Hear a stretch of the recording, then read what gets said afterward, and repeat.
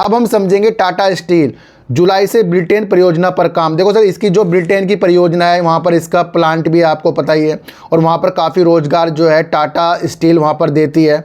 तो वहाँ की जो सरकार है उससे इनकी जो भी प्रोत्साहन की चीज़ें चल रही हैं कि भैया कुछ चीज़ों के लिए आप भी कुछ चीज़ें करें, तो वहाँ पर कुछ कंपनी की बात बनती हुई दिख रही है।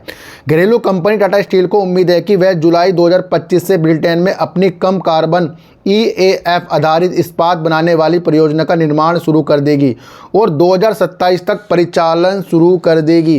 कंपनी की टॉप अधिकारियों ने कहा कि टाटा स्टील के मुख्य कार्य अधिकारी और प्रबंधन निदेशक टीवी नरेंद्र और कार्य निदेशक और मुख्य वित्त अधिकारी कौशिक चटर्जी ने कंपनी की वित्त वर्ष 2024-25 की वार्षिक रिपोर्ट में कहा कि कंपनी को पोर्ट टेलबोट में अपनी 1.5 अरब डॉलर की परियोजना के लिए आवश्यक मंजूरी मिल गई है। और ये मैं आपको बता दूं, ब्रिटेन के अंदर इनकी ये जो परियोजना को स्टार्ट होना इनके लिए बहुत महत्वपूर्ण अंग है। मैं आपको इतनी सी बात बता दूं।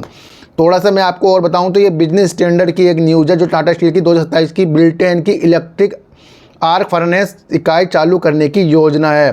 टाटा स्टील हाइड्रोजन परिवहन पाइप विकसित करने में एंड टू एंड क्षमताओं का प्रदर्शन करने वाली भारतीय कंपनी बन गई है। पहली भारतीय कंपनी कौन बन गई है? टाटा स्टील बन गई, जो हाइड्रोजन परिवहन पाइप विकसित करने में बन गई है।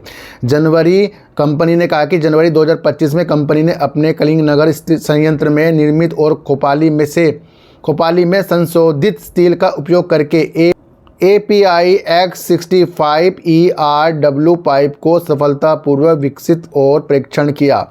API X65 ग्रेड पाइप उच्च दबाव में 100% शुद्ध गैसीय हाइड्रोजन का परिवहन करते हैं।